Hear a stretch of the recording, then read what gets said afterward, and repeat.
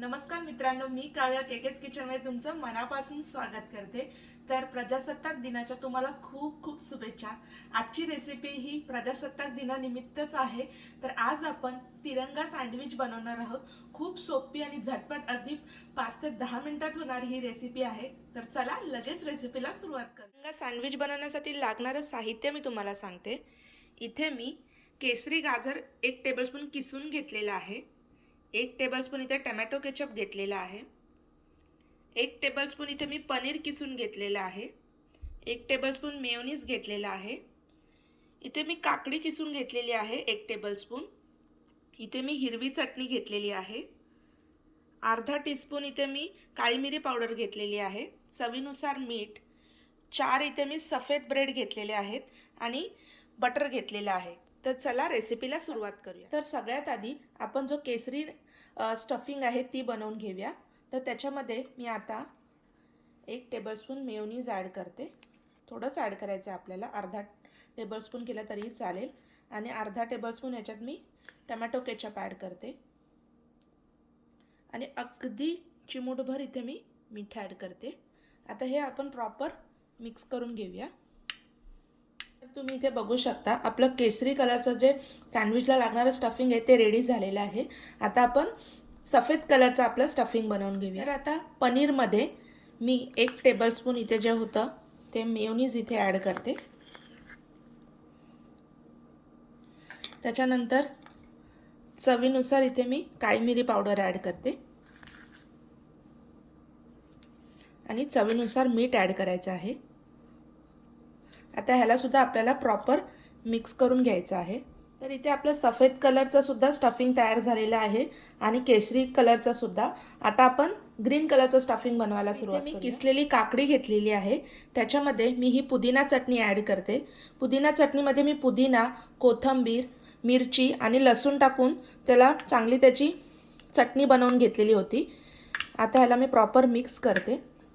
जर तुम्ही चटणीमध्ये ऑलरेडी मीठ टाकलं असेल तर मीठ टाकायची गरज नाही आहे, नाहीतर वरून थोडं मी इथे मीठ ॲड करते आणि थोडी काळी मिरी पावडर। आता प्रॉपर आपण ह्याला मिक्स करून घेऊया। जर तुमच्याकडे काकडी नसेल तर तुम्ही कुठलीही हिरवी भाजी असेल ती यूज करू शकता किंवा नुसती पुदिना चटणी यूज केली तरीही चालेल। ते आपले तिन्ही रंगाचे स्टफिंग रेडी झालेले आहेत। आता आपण सँडविच बनवायला सुरुवात करूया। तर सगळ्यात आधी मी या ब्रेडचे सगळे कॉर्नर्स कट करून घेते। तर सगळ्यात आधी मी खालच्या ब्रेडला बटर लावून घेते। बटर व्यवस्थित असं आपल्याला स्प्रेड करून घ्यायचं आहे।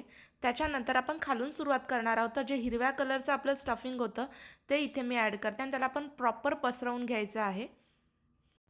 आपल्या ह्या सँडविचमध्ये सगळ्या प्रकारचे फ्लेवर आहेत, तिखट, आंबट, गोड असं वेगवेगळ्या फ्लेवरचं हे सँडविच आहे।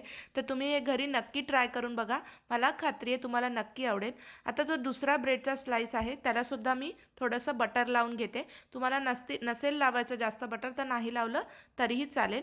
आता मी हे जे बटर लावलेला भाग आहे तो खालच्या साईडला ठेवते आणि वरून आता आपल्याला आपण जे सफेद कलरचं स्टफिंग म्हणजे पनीरचं स्टफिंग होतं ते आता मी याला अलगदपणे पसरवते। खूप जास्त दाब द्यायचा नाही आहे, व्यवस्थित चारी साईडने त्याला पसरवून घ्यायचं आहे।